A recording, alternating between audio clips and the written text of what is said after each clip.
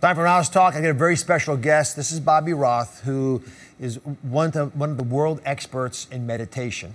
And I met Bobby actually through David Lynch. You think, how does that have been possible that a movie director who makes avant-garde pieces would meditate? But in fact, he treasures his creativity and believes he actually stayed out of jail because he learned TM.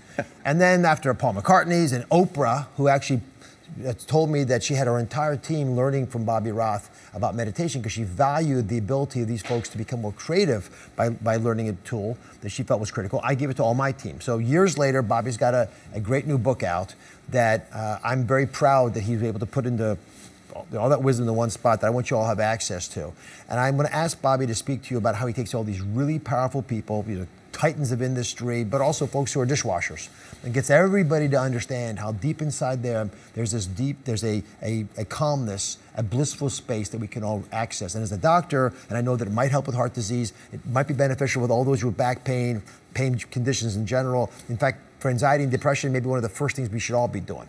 So God bless you for being here. Take it away and teach us. Two things. Yes. And the name of the book? Strength and Stillness, the Power of Transcendental Meditation. But two things. First of all, only my mother calls me Bobby, but I take that from you. And Dr. Oz, I think, has been one of the key voices in the world for demystifying meditation, for making people feel comfortable with it, because it can change lives, and it does change lives. And I want to thank you very much for all that you're doing. God bless you. All right, Bob Roth.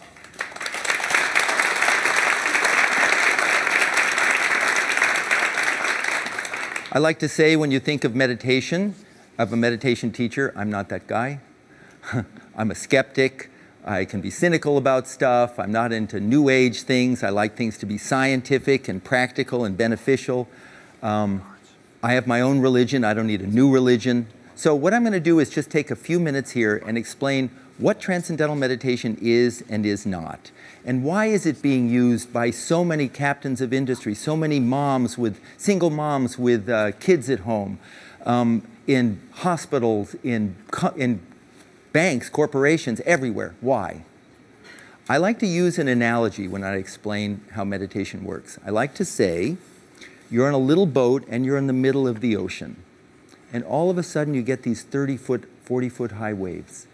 And you could think, oh my gosh, the whole ocean is in upheaval. Whole ocean?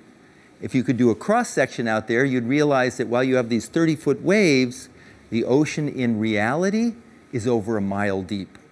And while the ocean can be turbulent on the surface, by its nature, the ocean is silent at its depth. And our mind is the same way.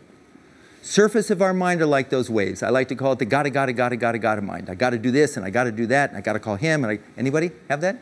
Gotta slow down, gotta get going, gotta get to sleep, gotta get up. And all of us have a natural desire, independent of meditation. God, I like some inner calm, some inner steadiness, some inner clarity. Anybody? Yeah. And the question is there such a thing as an inner? And if so, how do we get there?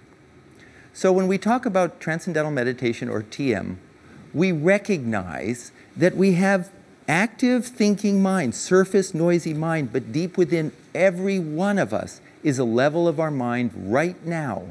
Right now. We don't have to believe in this, it's a hypothesis. Right now, where the mind is already calm and settled and wide awake. It's my own nature. It's there. And transcendental meditation, simple, natural, effortless technique. Anyone of any religion can, people of all religions practice it. You learn how to do this in personal instruction. You learn how to sit comfortably, close your eyes, and I'll go into it in just a moment, and allow your active, agitated, thinking mind, gotta mind, to just settle down and experience deeper levels of calm, and when that happens, your body gains a state of rest like that, deeper than the deepest part of deep sleep. And as Dr. Oz has talked about, there's an enormous amount of research which suggests that if you have heart disease or high blood pressure, very effective antidote for that. Anxiety, depression, bipolar disorder, sleeping disorders. Now, how do we get there? How do we access that? There are many meditations that are, I like to say, they're mass meditations. They're guided meditations. You can go online and you can learn how to do them online. And some people enjoy them. Some people find them very frustrating. But you're supposed to watch your breath. Anybody here tried that? Tried different types of meditation? Watch your breath or clear your mind of thoughts. That's always a tricky one. Okay, I heard that, clear your mind of thoughts. I said, good, then I'll create peace in the Middle East once I took care of that. So in Transcendental Meditation, we're not trying to stop anything. We're not trying to clear the mind of anything. We're just settling down and accessing the calm that's always and already there. I teach 10-year-old children with ADD who couldn't close their eyes for a half a minute, and I teach really skeptical, really tough military leaders, husbands, people like that, for whom the idea of meditation is sort of, just too weird. So how do we learn this?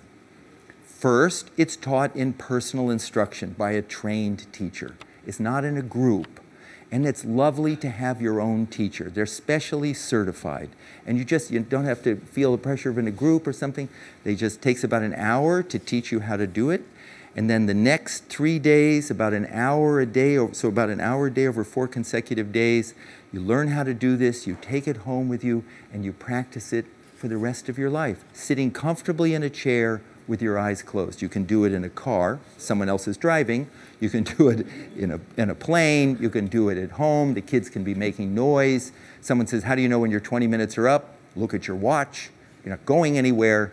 So if you're interested in learning this meditation, you can go to tm.org, and find teachers in your area. This is a nonprofit educational organization, and any funds that come in just help at-risk people learn to meditate, like veterans learn to meditate for free.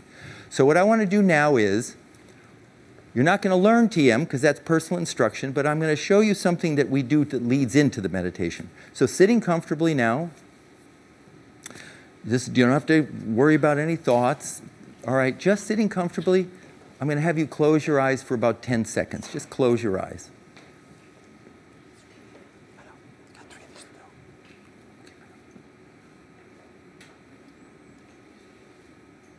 Open the eyes. Now again, close your eyes.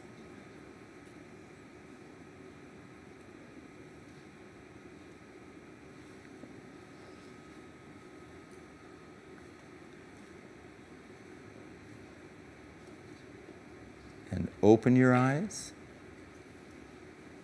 And one more time. See how easy this is? One more time. And don't worry about it. If you have a lot of thoughts, it's fine. Close your eyes again.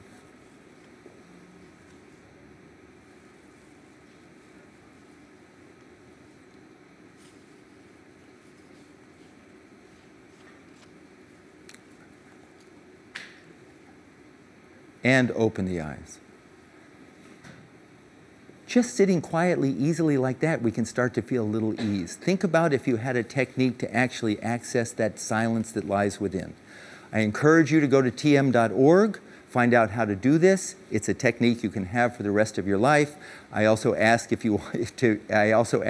my book, Strength and Stillness, The Power of Transcendental Meditation. It can change your life, as this man has changed lives. Bobby, thank you very much. Bob Roth, his friends behind his back call him Bobby, so I feel proud. I love it. Check it out. Find your meditation, find your path.